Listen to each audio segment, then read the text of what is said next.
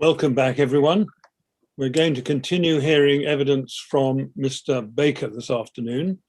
So I'm going to check first that Mr. Baker can see me and hear me clearly. Are you there, Mr. Baker? Yes, I can hear you. I can see you. Thank you very much. And you ready to carry on? Yes. Good, thank you. Well, Ms. Grange, when you're ready, I think we can continue. Yes, thank you. Yes, Mr. Baker. Now, continuing with the K15 story now, the Kingspan K15 story, and staying on the subject of Kingspan's test to 8414 Part 1 in May 2005, I want to move now to the classification of that test system to BR135, which happened 10 years later in September 2015, yes? Yes. Now, when did you become aware that no BR135 classification report had been issued for the 2005 test? Did you know that right from the get-go, right from May 05? Well, I wasn't involved in the original test, but once I was aware of that test, I was then aware that no classification was issued for it. Yes, and when you became aware of the absence of a BR135 classification report, what was your understanding about why there was no such report for that system? Well, as I said earlier in my evidence side, my understanding was it was only ever tested as an indicative system, although the test was a full test. But it was only tested as an indicative system, and therefore wouldn't really be applicable for a BR135. Yeah. Now, can we go to BRE 3011446, please? And I want to look at the end of page 1.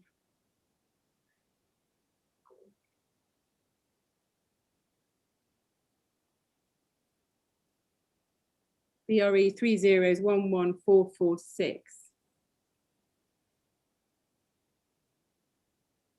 This is an email from Alan Macklin of Kingspan to a BRE Global Inquiries email address at the end of page 1. We can see that there at the bottom. Yeah. Do you have that? Yeah. And it's on the 8th of July 2008. This is this email. And we can see he says there, good afternoon. And if we go on to page 2,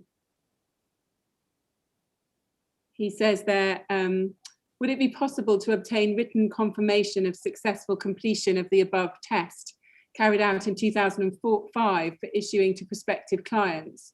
We are reluctant to issue the entire test report, so a letter from yourselves would be of great benefit. The test reference was 220876, dated the 8th of December 2005. And then he says, I greatly appreciate your earliest response. And that request is passed to you. If we move up to the next email in the chain at 1542 on page 1, we can see that someone called Simone McIntyre has passed this on to you the same day. Do you see that? Yeah. And the subject, sorry, I should have noted the subject was BS 8414 Part 1, 2002, test on Kingspan K15. And then if we move up to the top of page 1, we can see that you forward this to Sarah Colwell and you say, see request from Kingspan below. Now, can you help us with what happened at that time when they requested, or when they raised this request, confirmation of successful completion of the above test? To be quite honest, I don't recall that those communications at all. Excuse me. But I would have sent it on to Sarah, knowing that she was involved in those tests at that time, sort of on the understanding that Sarah would deal with it as appropriate. Yeah. And if we can now move forward to what happened in 2015, if we bring up BRE 405071, and again, we look at the start at the bottom of page 1, we can see right at the very bottom that Adam Heath of Kingspan has contacted Vida Golbsate Yeah, GAB site, yeah. GAB site, yeah, at the BRE. And he's said, thanks for the prompt response. On a slightly related topic, it's come up in discussions recently that we never commissioned a classification report for our BS 8414 Part 1 test attached for reference. This test was originally completed in 2005, and he says he has 3 questions. We just go to those on the next page. Can a classification report be issued for this test? How much will it cost? And then he asks about the timescale for delivery. And he says at the end, any guidance you can offer here would be much appreciated. And then if we go up to the next email in the chain on page 1, we can see that Miss Gorbsate says to you, 8th of September 2015, dear Tony, please be so kind to advise regarding our client request below, regards Vida. So it would appear that she is seeking an opinion from you as to whether or not she should be preparing this classification report. Is that correct? Yes, well, it's not something that at that time Vida would have been involved with specifically, although I know she became involved later on. Yeah. But, yeah, I think she's just asking for advice on it. Yeah, and why would she be coming to you at that point? Do you know? Well, I think Vida was aware that I had involvements with BS 8414 tests for some time. Yeah, I see. And then we can see the advice you gave at the top of this page. In fact, I'm going to pick that up in another email. If we bring up now BRE 405773 at page 557.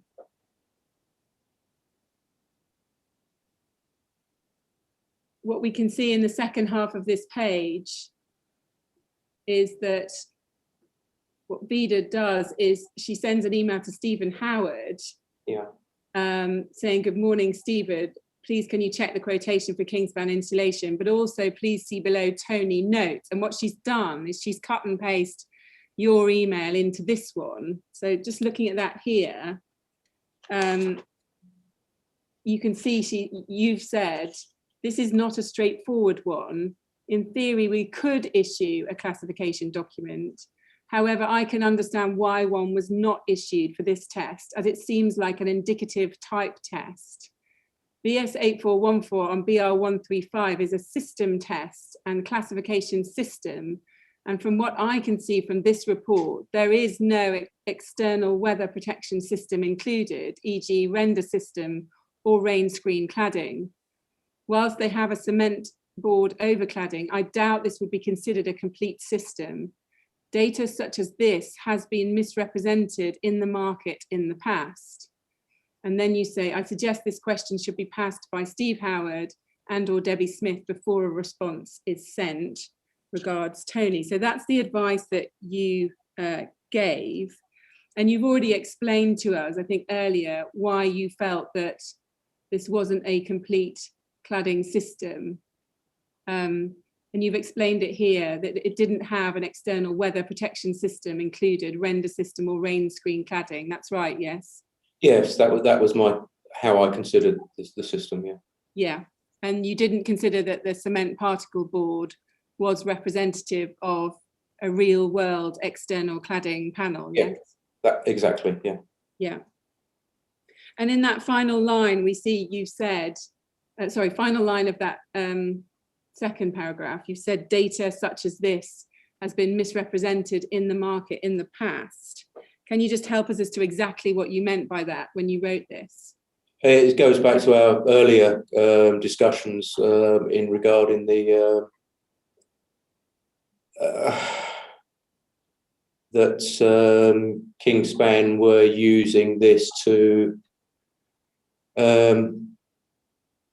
cover a number of different systems that had not been tested. Yeah. So can I be clear that you were thinking back to the confusion in the market that you'd observed earlier that we looked at in your emails this morning? Yeah, it's very similar scenario, yeah. Were you also thinking of the content of the BBA certificate for K15? Yes, it's all of those bits mixed up together, really. Yeah. Was it normal, in your experience, for clients to come and ask for a classification report a decade after the test and having been selling that product for that decade? No, very unusual circumstance. Did you have any suspicions about why Kingspan would now want a classification report after so long? No, I didn't really consider it further than sort of my comments in the email. Did you think that the passage of time in and of itself was concerning? I appreciate you've not said that in the email, but was that something that was concerning you at the time? No, not specifically, because a test report is a statement of fact of the system tested at that time. I had no sort of reason to believe that anything had changed. Were you aware of guidance that recommended that tests ought to be rerun after 5 years because of the risk that the product might have changed in the intervening years? I'm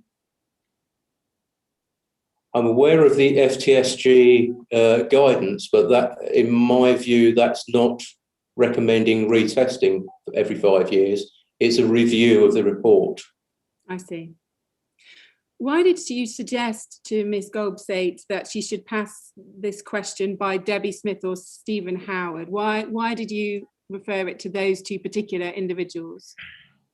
Well, twofold, really. One, I wasn't directly involved in cladding at that point.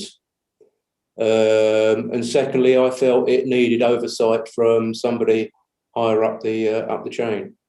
Yeah. But you were a co-author of BR 135 third edition. Yes. Were you not someone within the organisation that had particular knowledge and expertise in this area? Yes, but within my email, I'd stated my concerns. I see. Yes. In terms of Stephen Howard, what was the rationale for passing it on to him? Was it simply because he was senior to you? Stephen Howard was the business group manager, looking after, amongst other things, but BS 8414 testing at that time. Right. And having given your comments, did you hear back from Ms. Golbsait or anyone else as to what the decision had been and whether to classify to BR 135? No, I didn't hear anything further. Did you ever discuss your concerns with Stephen Howard? No. Or with Debbie Smith? No. So you don't recall any discussions at all following you sending that email? No, there was no response back to me about it at all. Did you ever discover what had happened subsequently and whether a BR 135 classification report had been issued? Yes, I have. Yeah, I subsequently was told that one had been issued. Yeah. And how soon after this were you told that? Well, it was sometime later, I think. I don't recall exactly. And did you find that surprising when you learned of that?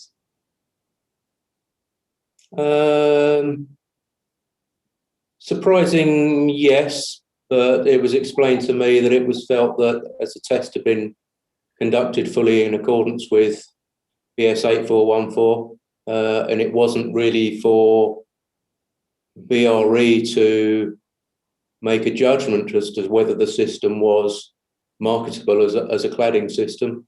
That was the reasoning that one was issued, and you know, I understood those reasons, so I took no further action on it. You say it was surprising, yes, but that this was explained to me, you say. Who was it who explained that to you? I think it was Dr. Debbie Smith at that time. Right. So did you raise the matter with her when you found out? No, I think it just came up in conversation at another stage, as a general conversation. Right. And did you express any concerns when you heard that news about that step? No, the view was put to me quite succinctly, and I understood that approach, and I was fine with that, really. So, would you have expected those taking the decision to have discussed the matter with Philip Clark, who carried out the 8414 test in 2005? No, I don't think so.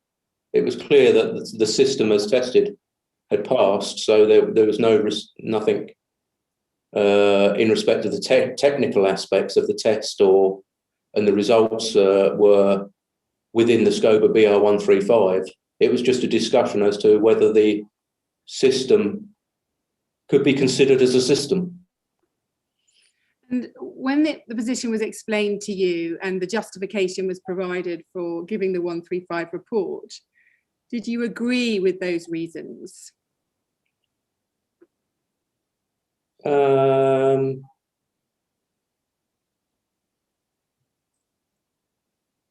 Yes, I guess. I accepted those reasons, that it was justifiable reasons for doing so, on the basis that we, or BRE, are not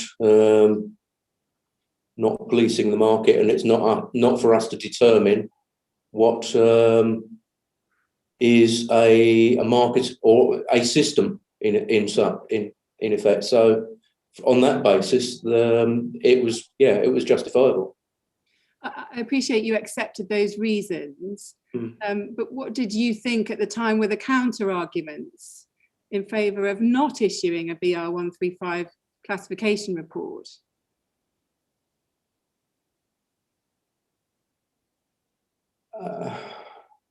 Well, I didn't at that time. Once it was explained to me, I didn't really have a counter argument other than what I had previously expressed, which was my opinion. Yeah. Did you think that it was technically appropriate for under 8414 itself to be issuing a classification report for a system which wasn't a complete cladding system? Well, as I say, it was explained to me that it's not for us to determine what's a complete cladding system and what isn't. So on that basis, it was justifiable to issue. Yeah. Let's look at your third witness statement. This is BRE 3035303, and look at page 1.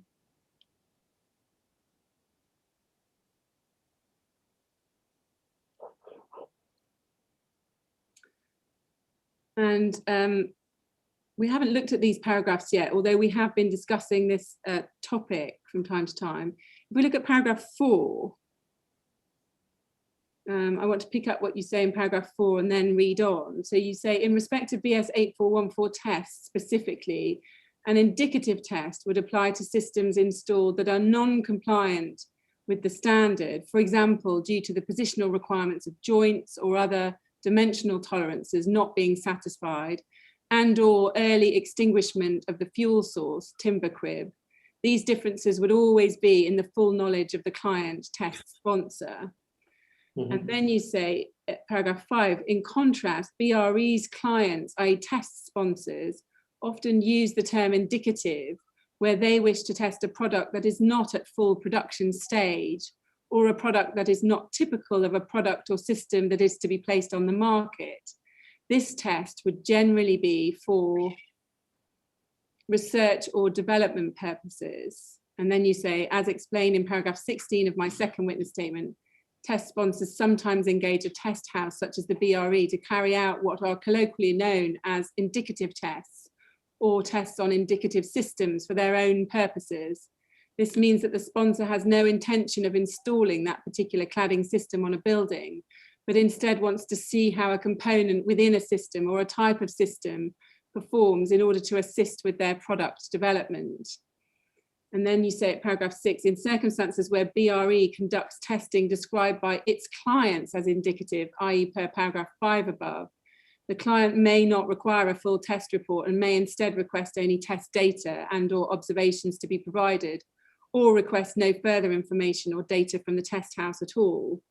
Notwithstanding this, the test laboratory, i.e. BRE, would still conduct the test fully in accordance with the test method in the applicable part of BS 8414, and would still utilise all the standard quality systems and procedures as would otherwise be required pursuant to a full test. In this respect, the test would not be termed as an indicative test from BRE's perspective, although the term indicative may still be used in discussions and communications with the client, especially where this is their recognised terminology. So you've helpfully described the ways in which people have referred to indicative tests, and you've drawn this distinction here between what the BRE might consider an indicative test, one where the full 8414 test standard has not been adhered to, and then an indicative test as described by test sponsors, where there may be testing a research and development product and they've got no intention of using it. Yes, that's a clear distinction you're drawing. Yes, that's correct. Yeah. Now, in the first case, a BRE defined indicative test where there has been a deviation from the test standard, is it right that the BRE would not ordinarily provide a test report?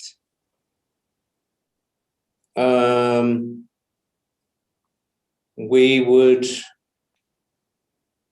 if the test was not conducted fully in accordance with BS 8414 or whatever standard we're testing to, then we would issue a short form report or a letter report and test data. Yeah. We wouldn't normally issue a full report. And you said not normally. Are there any circumstances in which the full requirements of the test standard have not been complied with, but a report will nevertheless be supplied to the sponsor? There may be circumstances where we'd do that. It'd be relatively rare, I would guess. But the test report itself would clearly state that it was an indicative test, and it would be clear within the text of the report why it was indicative. Yeah, and in that second category that you were describing there, where according to the test sponsor's terminology, they consider it to be indicative, such that it includes components not typical of a system on the market. What would be the BRE procedure in those circumstances? Would a full test report still be issued? Not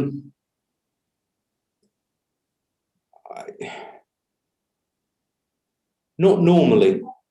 Not normally. I see. And I think you said to us earlier on today that your procedures had now changed within the BRE in relation to these indicative tests. Can you just explain to us exactly how they've changed? Do you always caveat reports now, whether they're indicative in the first category or the second category? Well, to be honest, it's not always. We're not always aware in the first category if it's an indicative system. We're not necessarily aware that is the situation. I think you mean in the second category. You mean the manufacturer. Yeah. It's only if the manufacturer declares to us that this is. Yeah, and if you were aware of that, if you were made aware that the manufacturer considered it an indicative test because it was on a research and development product or was on an incomplete system as far as they were concerned, what would happen now about that test report? Well, that would be the test report would be clearly identified in terms of the way that the client has declared that system to us. Yeah. So if now a BR 135 classification report were being written for the 2005 test, are you saying that it would make clear that BRE's understanding was that cladding board was not a representative cladding board? I think if we were to do the same again, yes, the report would be somewhat different to what was actually issued. Yes. And when you say somewhat different, can you help us as to exactly in what way it would be different now? Well, I'm not sure that we would actually term it as an indicative test, but there would be some commentary within the report that that states that that the system as tested. I'm not sure that we could say was not of a type to be installed on the building, but something around that would make it clear that it was an R&D or a system not to, a non-commercial system, let's put it that way. Yeah, thank you, that's helpful. Mr. Baker, I asked you at the very beginning of your evidence a little bit about BR 135 third edition. And in particular, we're interested in whether it was deliberate to make clearer in that the classification report only applies to the system as tested. Can I just take you to a couple of passages in it? If we can bring it up, CEL 50584.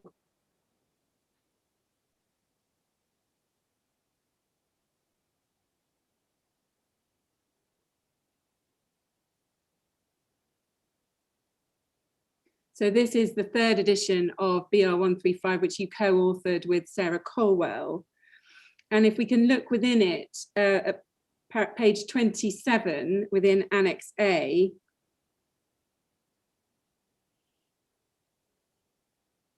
so this is the performance criteria for the 8414 Part 1 in Annex A. Can you see it's halfway down that page, there's a paragraph that begins, the classification applies only to the system. There we have it clearly on the left. Yes. So there, the classification applies only to the system as tested and detailed in the classification report. The classification report can only cover the details of the system as tested. It cannot state what is not covered. When specifying or checking a system, it is important to check that the classification documents cover the end use application. And then we have identical language at page 33 in Annex B for dealing with 8414 Part 2. Yes. It's here on the right-hand side after the bullets. Can you see it there at the top of that page? Yes. Classification applies only to. Can you help us? Was that well, it clearly was deliberate because the words are in there, but we're interested to know whether there was kind of detailed consideration given at the time of drafting this third edition to the need to be clearer in this edition that the classification only applied to the system as tested. Yes, I think the predecessor to this document wasn't quite as clear as it could have been. So we inserted those clauses just to clarify that situation. And in fact, we actually put that wording in the classification report as well. Yes. Yes. And was that also done because of a concern that the industry, the construction industry, wasn't fully appreciating that the classification only applied to the system as tested? Yeah, that had certainly, we'd become aware of that. Although personally, I think if the industry had thought about it a bit more, they would have been aware anyway. But clearly, the message wasn't getting through previously, so we felt that it was prudent to put that sort of wording in the BR 135. Yes, and does that in part link back to some of the emails and exchanges we've seen over the K15 product this morning? The Yes. concerns that you had? Yes. Now, I now want to move to a different topic, which is your involvement with the Celotex testing of RS 5000 in 2014. And if we can just pick up your involvement pre-testing, This starts in November 2012. If we can go to BRE 405775 at page 127.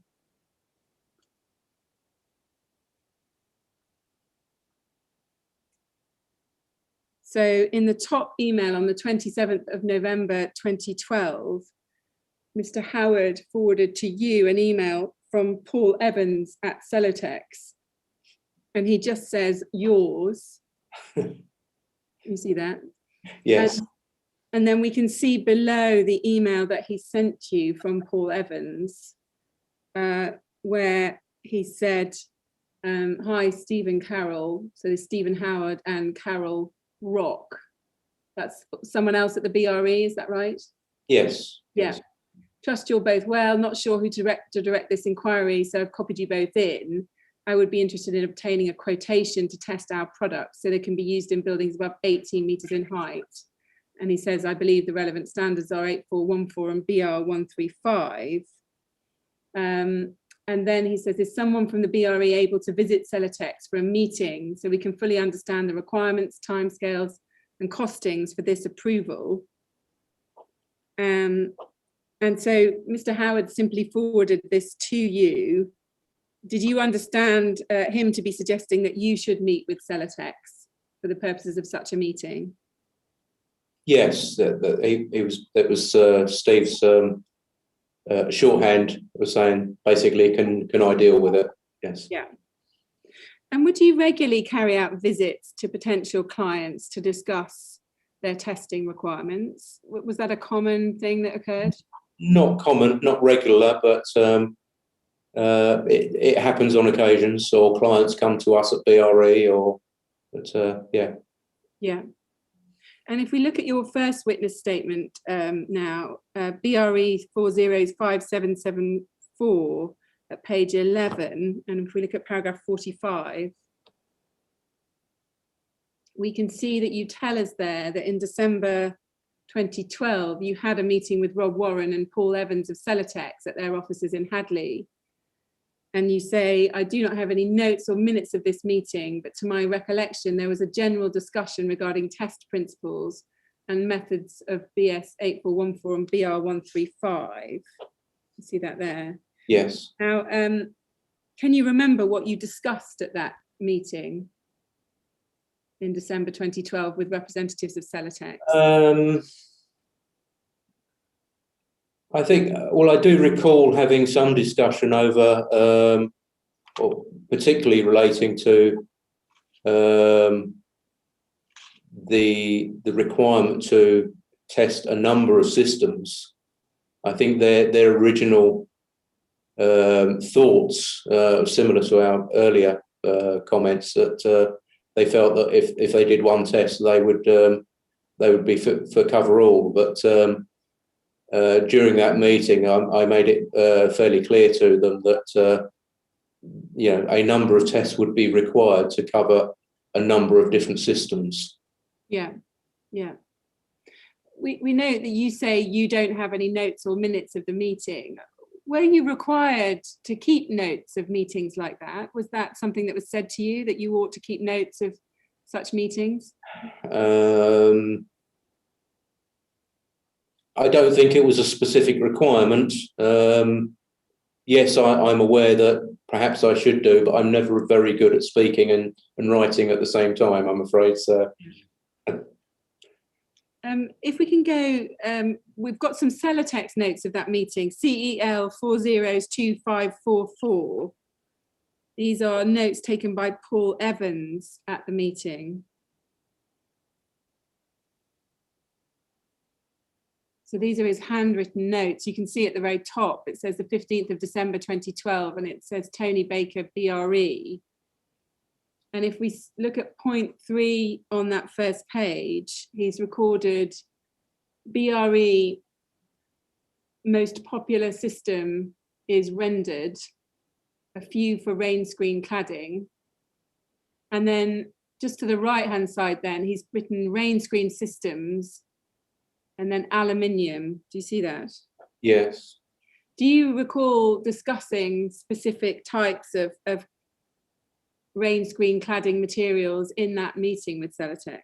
No, I don't recall talking about specifics. I think they might just be sort of additional notes that Mr. Warren was making, sort of in terms of his thoughts on the discussion. But no, I don't think I had sufficient knowledge of the systems market at that stage to actually start discussing specific system types, and I wouldn't do anyway, to be quite honest. Right. So you can't remember saying something about the most popular system being a rendered system in terms of those that were being tested? Well, it's quite possible that I made some comments about the types of systems that we were typically testing at that time in terms of rendered systems and some rain screen cladding systems, but that's very generically as opposed to giving detail. Right, yeah. And then if we go over the next page, about halfway down page 2, we can see there's a note. It's just above the halfway point. We can see it says, Tony Baker, keep a watch on any potential partners. Right. You see that there? Yeah. Now, Mr. Evans explained in his oral evidence for the transcript, we don't need to go to it, it's day 71, pages 99 to 100. He said that you advised Celotex to watch out for potential partnering opportunities. Is that right? Did you say that to them? Well, I think I suggested that they might need to partnership with other organisations, because I got the feeling during the meeting that they were struggling to understand the totality of the system. They, you know, in effect, they're an insulation manufacturer and don't manufacture a complete system. So I think as part of the meeting, I probably suggested that they probably need to look at partnership with other companies to be able to come up with suitable systems for testing. Was that based on your understanding, following, for example, some of the Kingspan testing, that combustible insulations were unlikely to pass without good support from other elements of the cladding system, including the external cladding boards? No, I wouldn't say that that's the reasoning behind the discussion. It's more that as an insulation manufacturer, they haven't got the expertise in putting a complete system together. And we'd had other discussions with, or I'm not sure whether it was external or internal, that to enable particularly the rain screen industry, that they needed to do partnerships, because each element, it seems, was actually provided by a different company. Right. To sort of have a complete build-up, you needed multiple companies to be involved. I see, yeah. And then just a final question on this document, Mr. Evans's notes. You can see above the solid line, there's a heading, considerations. And we can see it says considerations, outer substrate, insulation, cavities, drainage and ventilation and fixings. Were those matters that you raised that they needed to go away and consider? I think it was I was just sort of going through a general sort of a typical build-up. They're the sort of elements that they would need to be looking at as for a full system. Yeah. As I said, you know, in my previous comment, as an insulation manufacturer, they were not experts in what made up a complete system. Yeah. Now, following that meeting, we know that you had another meeting, this time with Jonathan Roper in March 2013. Is that right? Yeah, so as I've seen that from my notes, I don't actually recall that meeting, to be quite honest. No. Yes, we've seen some correspondence where the meeting is set up. Yeah. For the transcript, that's CEL 402082, but we don't have any record of what was discussed at the meeting, either from the BRE or Celotex. Can you recall, even in general terms, what you discussed with Mr. Roper at that time? I don't, unfortunately. I don't recall the meeting. As I say, from the email trails, obviously there was a meeting set up, and I've got no reason to believe it didn't happen. Right. I do wonder whether it was just a simple case of Mr. Roper coming down to BRE, perhaps just to see the test rigs. Yeah. Now, if we can go to CEL 401185, we can see an email from Mr. Roper on the 3rd of May 2013.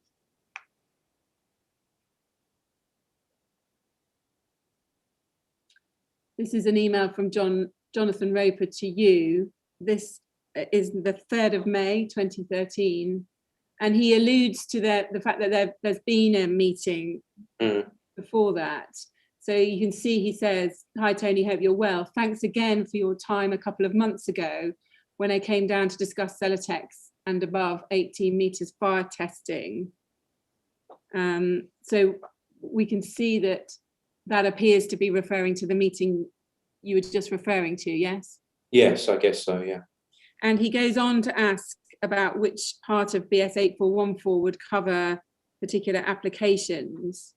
If you look in the third main paragraph, he says, "We've discovered that many of our lost opportunities in the past regarding above 18 meters have involved a steel frame system frame as the inner leaf with a brick outer face. This construction is common up to a certain level, with the remaining stories constructed with a rain screen cladding system on steel frame." Now, had you explained in your meetings with Celotex, including at that March meeting, that the BRE was unable to provide advice if acting in its role as a test house? I'm sure I would have done, but I don't recall specifically. Yeah, it's sort of a general commentary in any meetings where if a client starts asking about specifics, that we would say, "I'm sorry, we can't help you with the specific design of your product." Right, yeah. And if we can go to CEL 401343, this is your reply of the same day. We can see this at the top there. This is you back to Mr. Roper. And you can say, we can see that you say, "Hi Jonathan, I'm well, thanks. This type of system would come under the scope of BS 8414 Part 2 and a classification to BR 135 Annex B. It could be argued that with the brick external face, there wouldn't be any external spread of flame, but in line with ADB B4 section 12.5, you also need to consider the cavities and hence the potentially combustible insulation materials." And then you say, "Different authorities may have different views on the applicability of the tests on this type of system, but bottom line, if you've lost business by not having the classification, then the investment is probably worthwhile." Now, this is advice, isn't it? You're giving him advice on under what part of 8414 this type of system would come, and more advice about external spread of flame, and you need to consider cavities in the combustible insulation materials under ADB. That is a form of advice, isn't it? It's a form of advice in terms of the test standards and the building regulations, or ADB specifically. But yes, I wouldn't. That to me wouldn't be outside of the confidentiality or impartiality rules. It's just advice on regulations and standards. Right. Yeah. If we go now to CEL 50617, there's a further email from Mr. Roper of the 21st of June 2013. Yes, and this is another email back to you a month later. And he says, I want to look in particular at what he says in the second paragraph. He says, I could do with a quick catch up over the phone next week also regarding the purpose of this test. And you can see the subject is BR135 testing from the subject. Mhm. He says, I'm skeptical, having sat down with Celotex, about how a particular competitor of ours has passed BR135. My understanding is that the purpose of this test is to determine the behaviour of the flame and therefore the performance of the insulation within the cavity between an external facade and the inner face. Would preventing the flame entering the cavity altogether be acceptable when considering the design of our specimens? Now, did you respond to this email? I don't recall doing so. We haven't been able to find an email response, but he is asking for a quick catch up over the phone about these issues. Do you recall discussing these topics with Mr. Roper on the phone on or after June 2013? No, I don't recall that. I would say that he's starting to err on the side of the areas that we couldn't advise on. Yes, quite. So do you remember speaking to Mr. Room and saying, I'm afraid what you're asking for is advice, and we're a test house, we're not a consultant to you, and we have independence and impartiality obligations, we can't give you this advice. Do you remember having that conversation with him? I don't remember having a conversation about this email at all. Do you remember discussing with him how a particular competitor of ours has passed BR135? We understand from other witnesses that that's referring to Kingspan. Do you remember having discussions with him about how Kingspan had managed to pass BR135? No, absolutely not. I would definitely not be discussing anything about another client with a client. And do you remember ever having a discussion with him about trying to prevent the flame from entering the cavity altogether when considering how the specimen was designed? No, as I say, I don't recall having, excuse me, having a discussion with him about this email at all. If we go on now to BRE 403477, page 2, this is now November 13, and what happens is Mr. Howard forwards another email to you from Mr. Roper. So we can see that email from John Roper to Stephen Howard. And he says, Steve, as discussed earlier, find below a list of requirements that ideally we would like to get out of the test report. And you can see he goes on, I understand that all of these will not be possible, but broadening the scope as much as possible is critical to us. And then he goes on. And if we look at the third point, he says at 3, most importantly is the cladding panel scope. We are looking to test a fibre cement Eternit panel, but as discussed, we'd like as much scope as possible. If the BRE won't accept a variation of panels used on one rig, then we would like some suggestions on how we can cover as much of the most commonly used systems as possible: Tresper, Marley Eternit, rock panel, ACM panels, terracotta, etc. If you could come back to me on this with generic details too, would be much appreciated. So Mr. Roper is looking for more advice, in particular on how they can get the most out of the scope of the test to cover as many cladding panels as possible. Do you see that?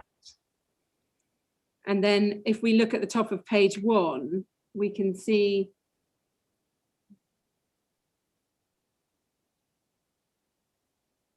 that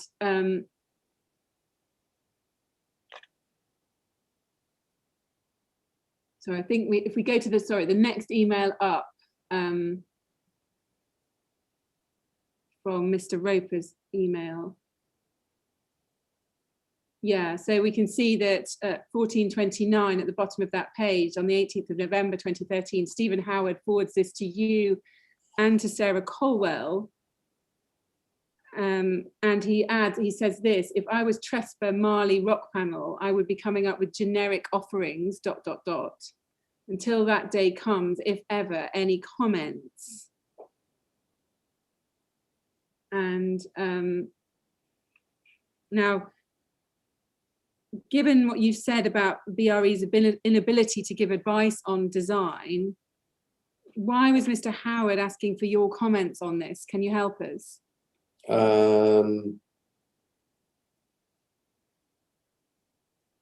No, I don't really know. I can't recall, to be quite honest. This was a period where I had actually sort of taken on other responsibilities, and Stephen Howard had started taking over the responsibility of BS 8414 from a managerial point of view. So I think he's just looking for a bit of advice and understanding in terms of the of what it is that Mr. Roper is asking. Yeah. I don't think he's not actually saying that that's what he was going to be telling Celotex. No, I appreciate that, but he's not saying, clearly I can't give any advice, but I'd be interested in your comments anyway, is he? He seems to be forwarding this because, well, we've asked Mr. Howard about this, but what was your understanding that he was proposing to engage with Celotex over these issues? I can't really say what Stephen Howard's intentions were, to be quite honest. Is the reality that BRE did on occasions provide comments to manufacturers in the form of advice which did stray into these kind of design issues? No, I don't believe so. We would occasionally have discussions with manufacturers in terms of defining a scope of testing, which would then allow, assuming they achieved the results that they needed to achieve, would then allow them to have assessments to cover a wider scope. Yeah. That's, we're not saying this is how to design your system. In the first instance, we have to understand what systems they have in the market. It's like a matrix system in effect. They tell us the full scope of their marketable systems, and then from that we would determine a test. We would determine as best as we could. Sometimes it's not possible, but we try to determine a test plan to cover those variables, but not without having to test every different iteration. Yes, so you're advising on how they can do one test and get the maximum out of that test, because you may be able to, issue desktops for other arrangements? Well, just taking your point there, advising them from one test, I don't think we would ever be in a position to say you do one test and you could do this scope.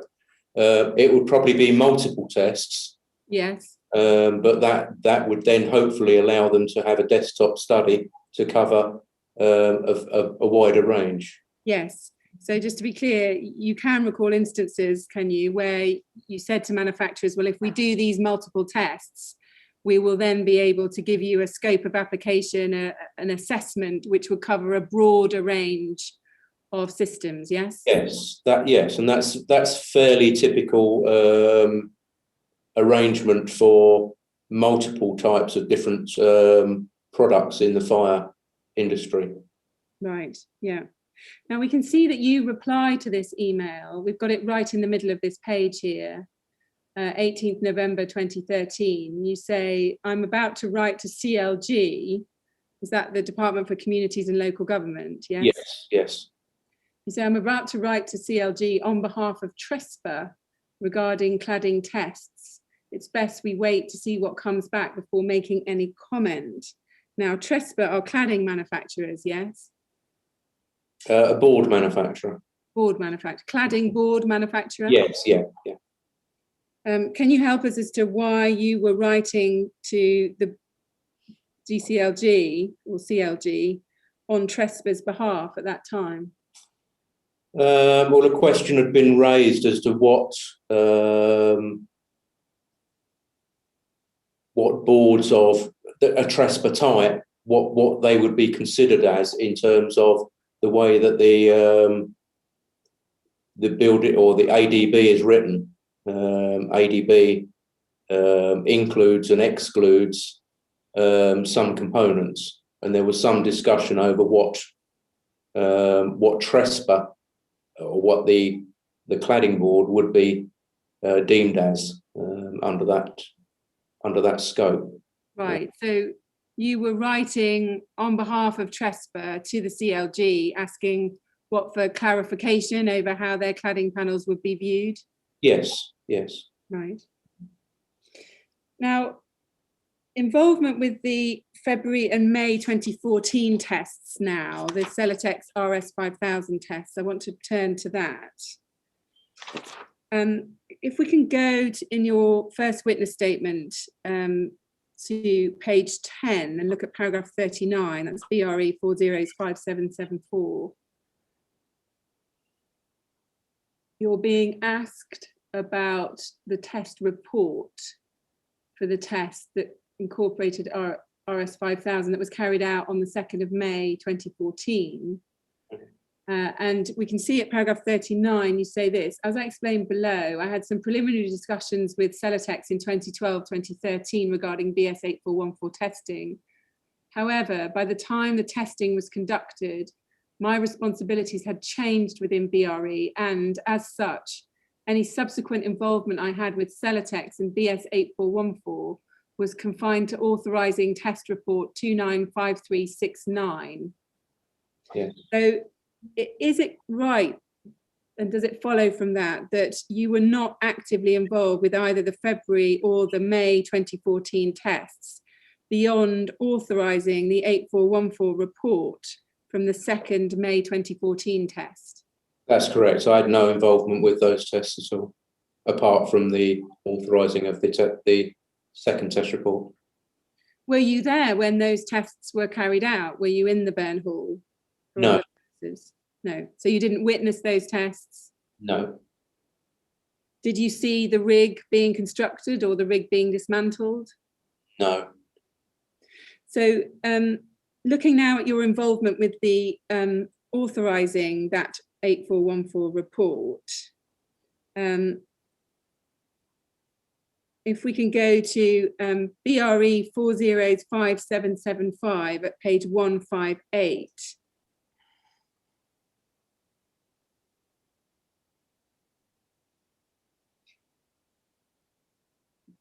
And I want to look at the second email down. Yes, we can see that on the 1st of August 2014 at 8:36 in the morning, you email Phil Clark, subject Celotex report, and you say, I've got the Celotex report now, I will have a look today. And then we can see at the top of that page that Phil Clark responds back to you within 10 minutes. And he says, Tony, I have updated the final draft to include a diagram showing the fire breaks. The final version for signing, version 4, electronic, is in the following file. And then he gives a link to an S drive there with the test report. And then he says, any problems, I'm happy to help resolve. So we can see that. And then we don't need to turn to it, but you say in your first statement, paragraph 53 on page 13, that there may have been, you say, up to 4 revisions of this test report. Did you ever discover how many versions there had been prior to you authorizing it? No, I don't think so. I think on the one that I looked at, the final one that I looked at, I think it had, I can't recall exactly, V4 or V5 written on there, which would indicate that there was it had been through 5 revisions, 4 or 5 revisions. Yeah. And were all of the previous revisions and previous versions, were they on file and there for you to look at if you wanted to?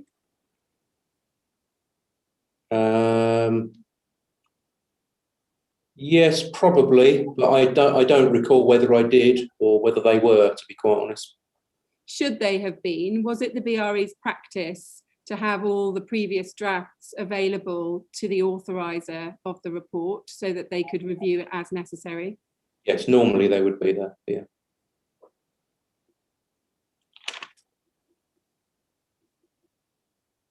Do you have any memory of reviewing any of the previous versions when you came to authorise this version 4? I don't have any memory of doing so. That doesn't mean that I didn't, I just don't recall. Okay, but you can't remember being interested to see what had changed and looking to earlier drafts before you came to the final one? No, but a typical sort of scenario, if I'm doing an authorisation, I would look at the last or the previous to the last one in effect. So if I'm looking at version 4, then I would look back at version 3 as well, just to ensure that updates have been made from that version to the latest version. Do you have a memory of doing that with this test report? We're going to take you to version 4 in a moment, so you'll be able to see it. Yeah, as I say, I don't physically recall doing so. But that doesn't mean that I didn't. If we can go to BRE 405851, this is the draft that was sent to you by Mr. Clark.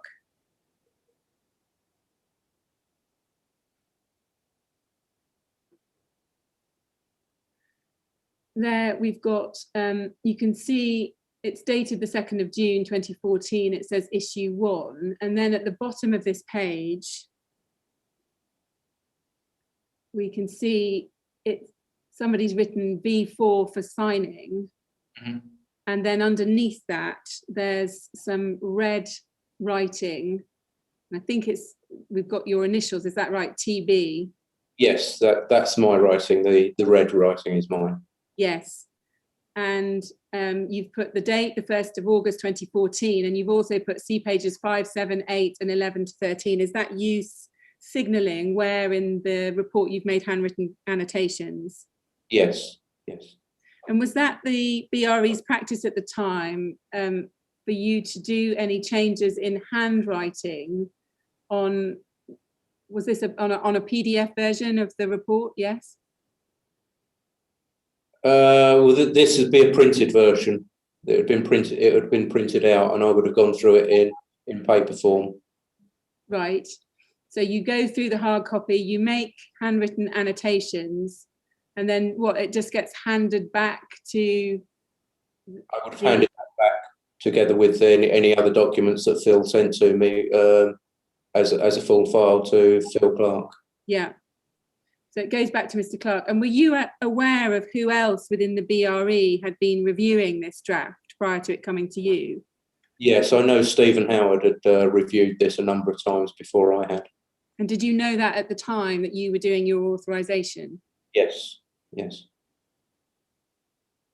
Now, if we go to page 8 of this report, and I want to look at the changes you're suggesting on this page. If we look at the top half of the page, we can see that you're obviously paying attention to ensure that the text identified the right figures, because you've changed the figure references, yes, at the top. That's the first change. You've gone from 10 to 9. Yeah. And you've obviously found a number of places where it just says error reference source not found, and you've put those figures in, yes? Yes, yeah. And you also appear to have taken care to ensure that the temperatures recorded in this table below match the temperatures in the thermocouple graphs. Is that correct? That's correct, yes. So you're sometimes flagging that it doesn't tie up with, say, figure 12, 13 or 14, and you've highlighted some changes, yes? That's correct, yes. And there's some blue pen on this page. Can you help us? Would that blue pen have been there when you reviewed? No, I think that's Phil Clark's writing. He's probably written that in relation to my comment. Yes, I see. When he's got this back, this is him writing some notes in response to your comments, yes? Yes. Yeah. And if we look at page 6, we can also see there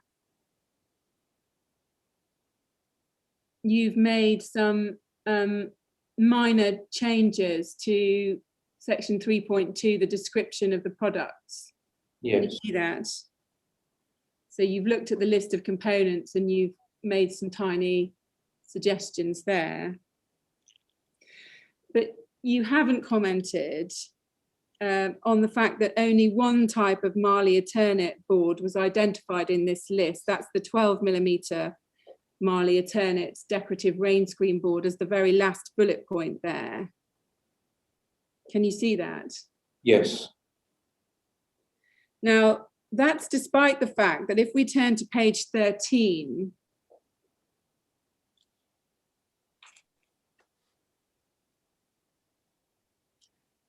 we know that this is a page that you've looked at because you've amended the figure in red pen from 2 to 3. We can see from this photo, can't we, that there were plainly different colours of cladding panel, yes? Yes. And those ruby boards at the top of the rig are very clear in this photograph, yes? Yes. And they also appear, if we could look at pages 26 and 27,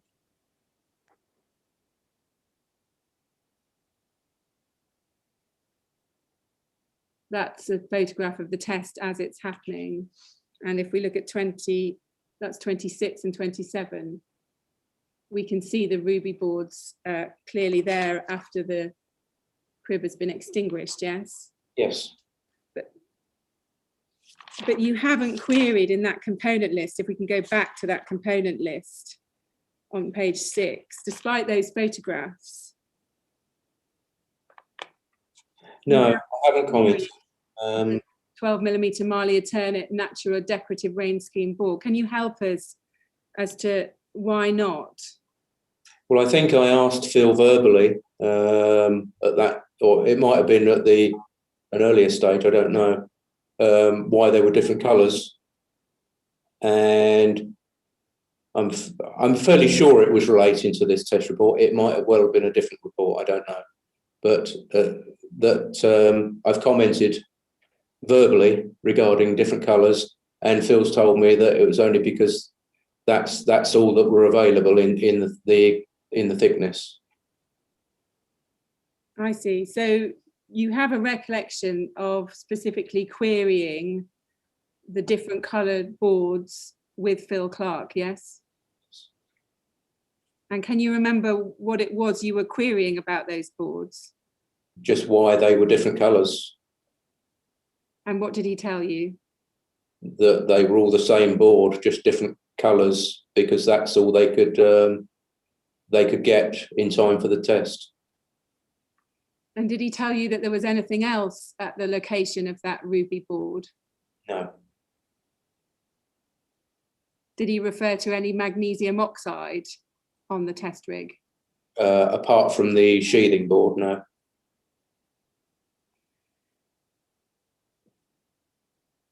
Now, just looking at paragraph 65 of your first statement on page 16,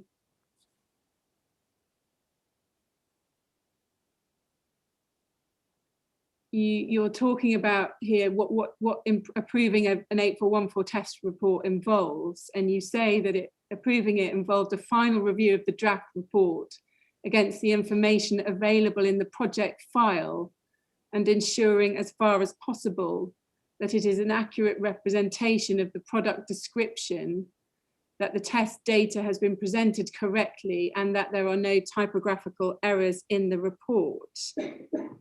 Yes. Now, did you check the test file when you were authorising this report? I would have done, but not a detailed check. Because you've told us there that it would involve a review against the information available in the project file. That's the same as the test file, yes? Yes. And do you have any recollection of checking the delivery notes for the product? No, I don't have a recollection of that. So even though you know there are different coloured boards, you didn't think to check what the delivery notes told you about those boards? No. But is it right that you did have access to those delivery notes if you'd wanted to do that check? If they were in the file, then I would have had access to them. How could you check that the product description was accurate without checking the delivery notes? Well, the fact that this the draft report had already been through a number of different iterations, I had clearly incorrectly made the assumption that it was a fairly accurate description. And I checked it maybe too casually in this respect. Yeah. So you think you were relying on the fact that it had gone through other people before you, yes? Yes, yes. Can we look at the delivery note for the Marley Eternit? This is at BRE 3032372 at page 3.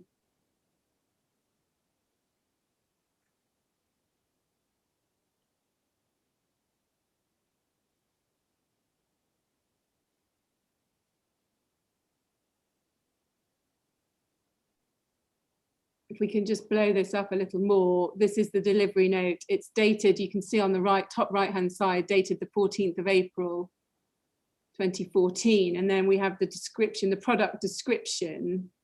And we can see here from the first line that it's describing an 8mm ruby Natura product, yes?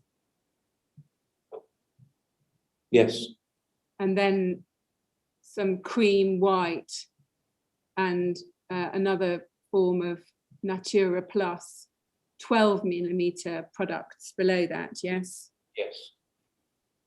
So if you'd checked that delivery note, you would have appreciated that the ruby panels were a different thickness, wouldn't you? Yes.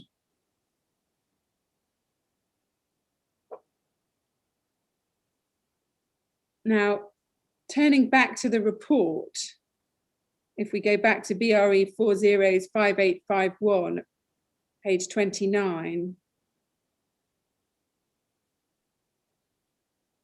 Actually, just before I ask you about that figure, which we'll do in a moment, would you have expected those that were working on the report before you, that was Mr. Clark and Mr. Howard, would you have expected both of them to have checked the delivery notes against the product description? I would expect somebody to have checked that process, probably at the original drafting of the report. It's to that level. But you wouldn't have expected that to have been checked when the report was reviewed? Not to that much detail. No. Why not? Wasn't that a very important part of the report, reporting accurately on the product descriptions? Yes, it is. I had no reason to believe that anything other than what was written in the report description was that was different. And when you had this conversation with Mr. Clark verbally about why there were different colours, did you ask him about whether those different colours had different fire performance? Or whether there was any reason to think that they might be so different that they needed describing differently in the test report? No, I don't recall that thought going through my head. Now, if we go back to the report, BRE 405851 at 29,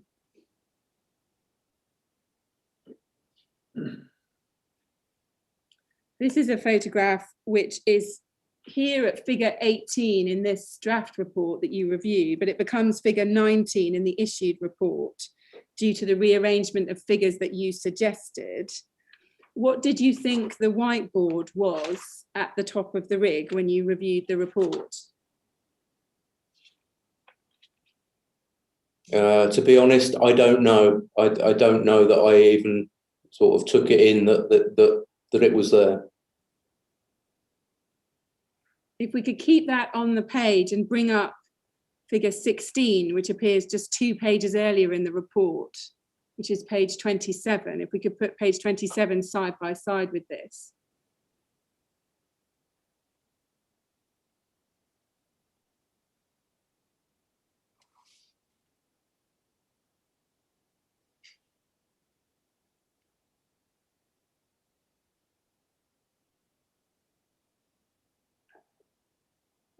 So here we can see figure 16 and then figure 18.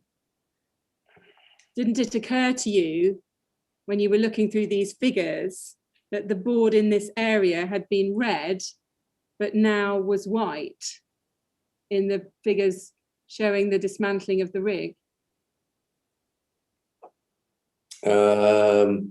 It should have done, but clearly it didn't.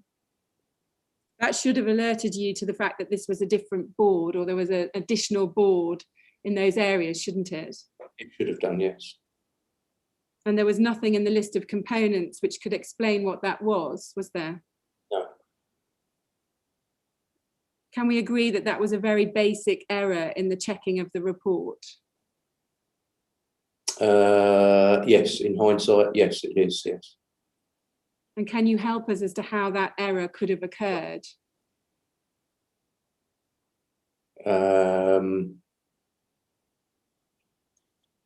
No, I can't, I'm afraid. I don't know how it made a fundamental omission error such as that. Did you ever have any discussions with any of your colleagues, including Mr. Clark, about those white boards as shown in this photograph? No, as I say, I don't think I even recognised that whiteboard was there. I don't know why, but you say you had a conversation with him about why the different colours. So you clearly did ask about, is this right, the difference between the whiteboard and the ruby board? Yes. Yes, and the grey board down on the wing wall. You remember that, do you, talking about the grey board? Well, not specifically, but just generally, you know, we've got different colours on the system. But you don't have any recollection of a conversation about the whiteboards in these locations? No. Did Mr. Clark ever say to you that those boards had had no effect on the system passing the test, and therefore that's why they weren't mentioned in the test description in the report? No, absolutely not. If we were aware that they were there, we would have included it in the detail of the report, irrelevant of whether they may or may not have had made any difference to the performance. Can you help us to understand how a situation has come about whereby, despite being shown clearly in this photograph, there's no reference to these magnesium oxide boards in the test report?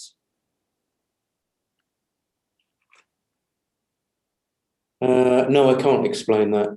Obviously, the test report has been to the client as well, and they haven't highlighted the issue.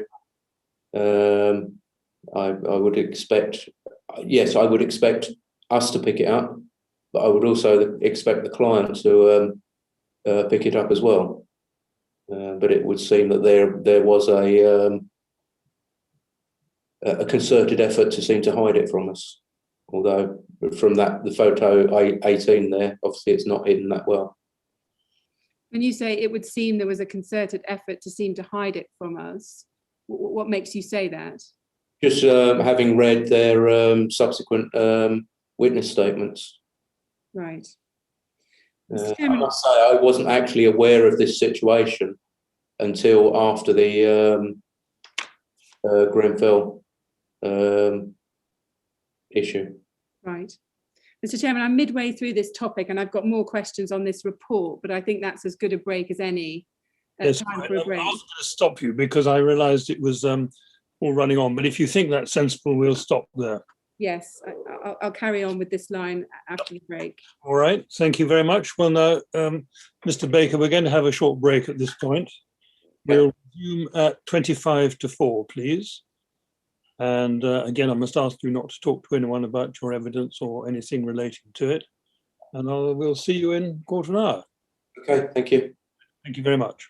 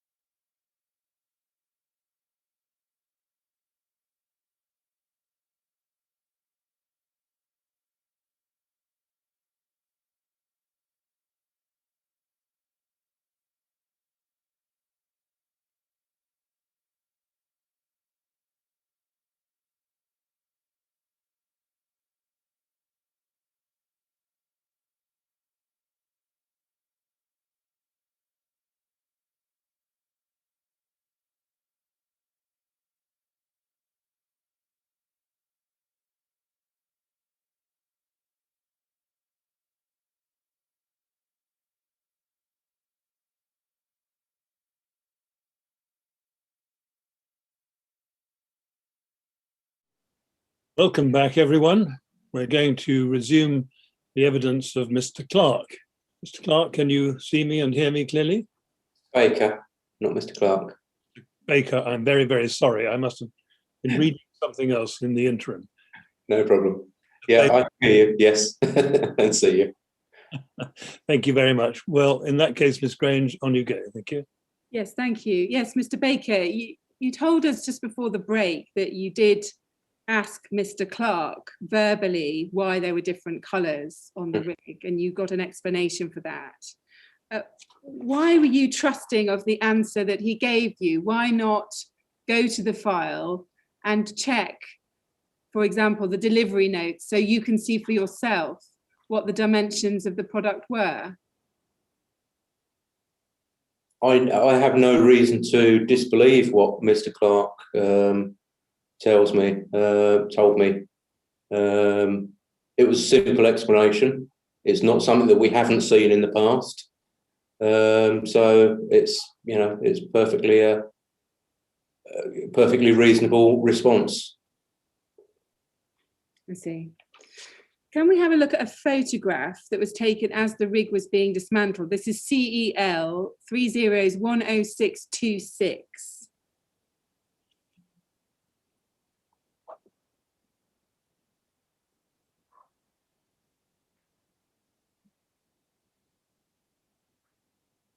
CEL 30010626. Now, this is a photograph that Mr. Patrick Jones took as the rig was being dismantled on or around the 19th of May 2014. It's not a particularly clear photograph, but if we zoom in, can you help us with the man in the red hard hat on the right? Can we perhaps zoom into that? Does that, can you help us? First of all, would that be a BRE employee wearing a red hard hat and a high visibility yellow jacket? I don't recognise him. It'd be unusual to be wearing high vis in the, usually contractors that are wearing high vis. Right, okay. And you don't recognise that face. I know it's not that clear, but no. No. Not that I would I don't wish to put a name to it if I'm not absolutely clear. Yeah. Can we go back to the draft of the test report that you reviewed, back to BRE 405851, and I want to look at page 8 now.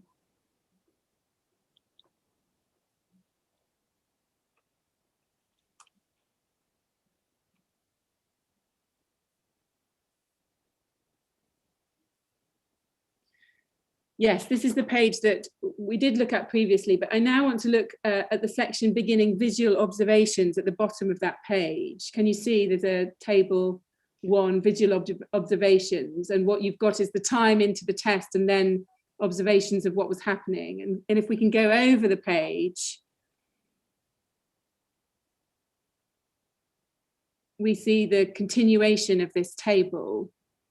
And we can see that in red pen, you, at the point 20 minutes and 20 seconds into the test, where the author has written, Mr. Clark's written, flames out from back of board at 2.5 meters, you have written question mark, which board, question mark. Do you see that? Yes.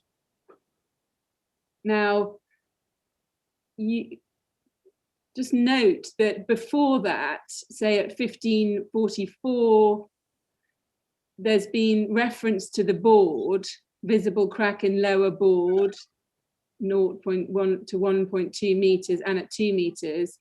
Then it's at 16 minutes, flames visible behind board at 1.5 meters. But at 20 minutes into the test, despite the use of board singular having been used up to that point, you're then querying which board. Now, can you help us as to why you asked for that to be clarified? Yes, I wasn't sure whether he meant out the back of the rig, which would be potentially be burned through. If he's talking about the plasterboard at the back of the rig, test rig, that's the only reference. The reason I'm asking that. So these are visual observations, recording observations as you stand in front of the test rig? At the front and around, you need to have a look at the back as well. So when someone's taking these visual observations, they're meant to walk around the rig, are they? Yes. Yes. Right. So you're saying that they might have been flames coming out the back of the rig at this point, yes? That was the basis of my question, yes. Yeah. Because it just says flames out from back of board. And I was just questioning, does that mean out of the back of the board at the back of the rig? Or is it one of the other boards? That was the only reason I was questioning. Right. So why are you querying it there, but not at 16 minutes, flames visible behind board? Because it's behind the board, not coming out. Right. Is it possible that that comment, which board, was in fact you referring to the different coloured boards that you can see on the rig? No. I'm fairly clear that's what I mean. That I was just questioning whether it could be potential flaming through the system as opposed to flaming behind boards. Right, I see. And what's happened is, if we go to the final issued version of the report, that's BRE 402497, and we look at page 2 of that.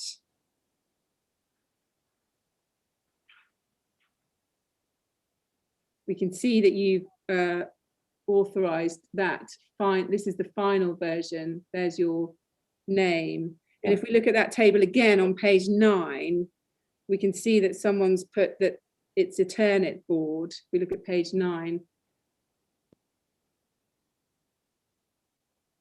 Sorry, no, I wanted to go to BRE 402497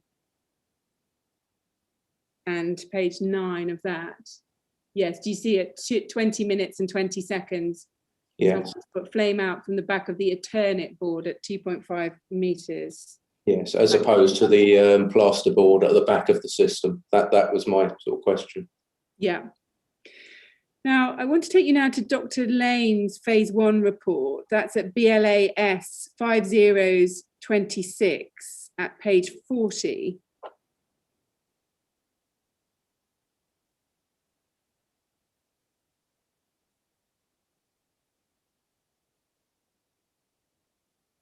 And at paragraph E.4.5.21 at the bottom of that page, this is where Dr. Lane is considering the test reports for the RS 5000 test in May 2014. And she says there that the provision of cavity barriers is different in the photograph, figure 2 in the BRE report, relative to the design drawings, figure 7 in the BRE report. And in particular, she notes that additional vertical cavity barriers were installed in the test above level 1, but are not shown on the test drawings.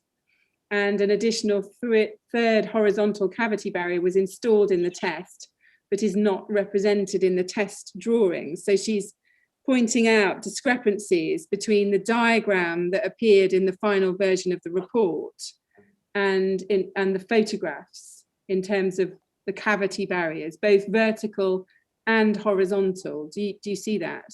Okay, yes.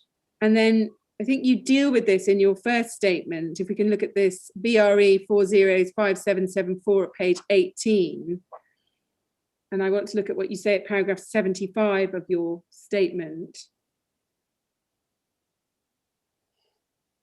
And if we just look at the first 4 lines of paragraph 75, you say, in the case of test report 295369, that's the one we've been looking at, it is apparent that some of the drawings included in the report, which had been supplied by the test sponsor, did not reflect the final build for this system in certain respects, e.g. the number of vertical and horizontal fire breaks, and therefore can only be used as general guidance. So that's what you say in your report. Now, does it follow from that that you accept Dr. Lane's criticism that the diagram that's been included in the final report, and we'll go to it in a moment, doesn't match the cavity barriers shown in the photographs? Yes, I do accept that. Now we would actually put a comment on the drawing itself, stating something along the lines that the fire barrier is not representative of actual installation. Did you pick up that discrepancy at the time, that the cavity barriers shown in the photos did not match the cavity barriers shown in the final figure in the drawing? I can't recall doing so, but I think had I done so, I would have commented it on in the report. And when you say there that the drawings therefore can only be used as general guidance, what do you mean by that?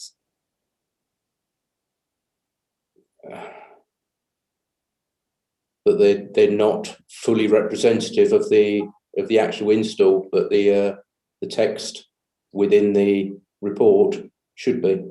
Yes, and that's a serious error, isn't it? Because the diagrams purport to show the tested system. It's vital that they accurately reflect it, isn't it? Yes, but it is a problem that we have in all forms of our testing that we do, is getting clients to actually provide accurate drawings representing what they've actually built. I see. But has the BRE changed its procedures now in terms of now requiring accurate drawings represented what they've actually built in the test rig? Yes, we're more insistent with clients, but even then it still doesn't work sometimes. So we'll put a commentary in the report on the drawings themselves if there's anything that's significantly different. Right. Now, if we can look at that final version of the report, which Dr. Lane is commenting on, if we go back to BRE 402497, so this is the copy of the report as actually issued and authorised by you on the 1st of August 2014. And if we go first to page 12 and look at figure 2, this is the photograph that Dr. Lane's referring to, where you can see the horizontal cavity barriers in green and the vertical cavity barriers in blue. Yes. But if we go to figure 7 on page 17,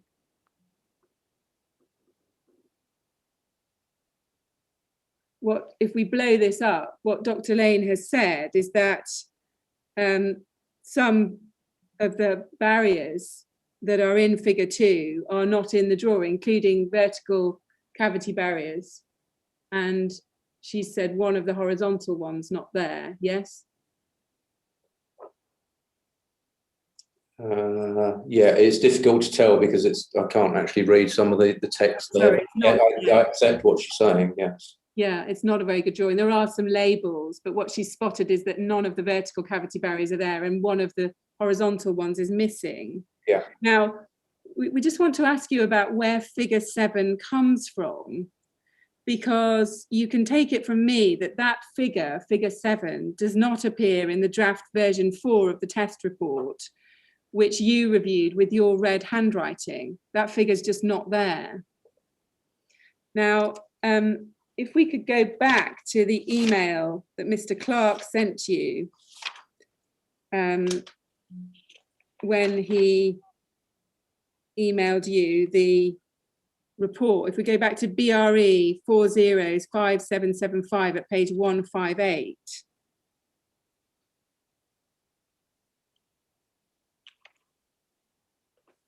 And if you look at the top email, Phil Clark, back to you, we can see he says this: Tony, I have updated the final draft to include a diagram showing the fire breaks. The final version for signing, version 4 electronic, is in the following file. So can you see there that he does appear to be telling you that he's inserted a diagram showing the fire breaks, yes? Yes. Yeah. But as I've just mentioned, that version 4 with your red handwriting on doesn't have that figure 7 in it. Now, can you help us as to whether you did in fact see a version with a diagram showing the fire breaks in it? I can't recall, to be honest.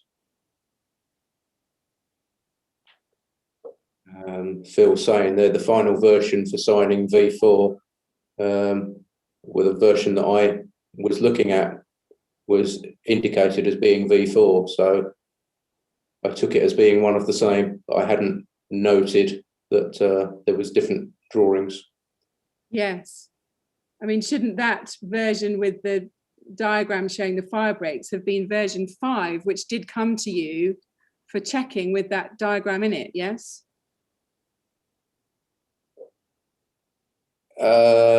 Yes, it should have been updated to a different version if it was changed. Yeah. Is that right? Would you ever have a situation whereby the author of the report would add, say, an additional figure after the authorization process, but before the final report goes out? Did that happen at the BRE? I'm not aware of it happening before. And should it have happened, should there have been a situation whereby the author of the report could add in a diagram, but that wasn't reviewed by you? No, I should be notified in that process. Now, you also signed the classification report. It was numbered 295255, which was the classification report for this test to BR135. That's right, isn't it? Yes, I believe so. And we've got 2 issues of that report. There was issue 1 dated the 4th of August 2014 and issue 2 dated the 11th of August 2014, and both are signed by Mr. Jones and by yourself, yes? Yes. Yeah. If we go to BRE 405775 at page 225, we can see an email from you. So this is an email at the top from you to Debbie Kent. Was she someone within the BRE admin staff? Is that right? Yes, that's correct, yes. It's on the 11th of August 2014, and she's copying in Mr. Howard. And she says, sorry, it's from you to her, and you say, I've corrected and up-issued the classification report, copy attached. Can you, Steve, double check, please? And there was a problem with the formatting, is that right, that Mr. Roper had identified that was then corrected? Yeah, that's correct. We've sometimes found that when PDFing from a Word document to a PDF document, secure PDF document, some of the references changed. Occasionally that wasn't picked up before being sent out. Right, I see. And then you say in the 3rd line there, you say, I've left Dick's signature in. So that was Richard Jones, yes? Yes, yes. Left Richard Jones's signature in, but this could be changed to Steve if preferred. Was Stephen Howard? Stephen Howard, yes. And had Richard Jones or Stephen Howard actually been involved in finalising this classification report? What, the issue 2, do you mean? Yes, I mean, what's curious is you appear to be saying that you've left Richard Jones's signature in, but it could be changed to Stephen Howard. How is it appropriate simply to change the names of who appeared on this classification report? Sorry, I didn't know whether Dick or Richard Jones was in that particular day, because by that time he had semi-retired and was only working certain days. Right, I see. So if he wasn't in, it may have been appropriate to change the signature to Steve Howard to take responsibility for the report, for the issue 2 report. Right, and had Stephen Howard actually looked at the issue 2 report before you suggested that? No, but I'd copied Stephen into that email, so I assume that if he wished to, if Dick Jones wasn't around and Steve then was going to put his signature in, I assume that he would have then done his relevant checks. I see. Okay. Mr. Chairman, I've come to the end of my questions. Right. But it would probably be appropriate to have a break to see if there are other questions from elsewhere. Yes. For this witness. Right. Thank you. Well, Mr. Baker, Ms. Grange thinks she's got to the end of her questions, but we always have a break at this stage to give her a chance to check, and also to give other people who are following the evidence from elsewhere the chance to suggest further questions that we ought to ask you. So we're going to have a break now. I'm going to say until 4:10. Okay. And then we'll see if there are any further questions for you. And as before, please don't talk about your evidence over the break. All right, and we'll see you a bit later on. Okay, thank you. Thank you very much.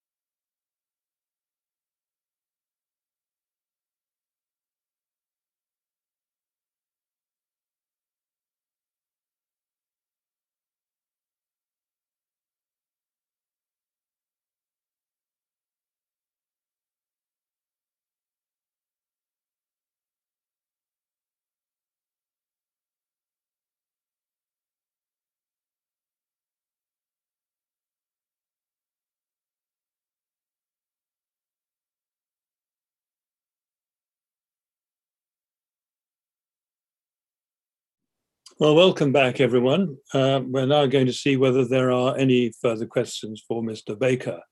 So, Mr. Baker, are you there? Can you see me and hear me all right? Yes, I'm here. I can see you and hear you. Thank you very much. Well, now we'll find out whether there are any more questions for you. Ms. Grange. No, Mr. Chairman, we don't have any further questions for Mr. Baker at this stage. Thank you. Right.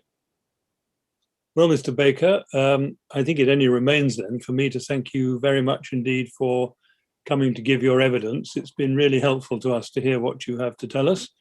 And we're very grateful for your giving us the time to appear before us. So thank you very much. And that's all as far as you're concerned. Okay, thank you. Right. Thank you very much indeed. Goodbye. Bye. And I think as far as the rest of us are concerned, that's the point at which we call a halt for the day. I think, Ms. Grange, is that right? That's correct. Yes, thank you. And we will sit again at 10 o'clock tomorrow then, please. Yes, thank you. Thank you very much.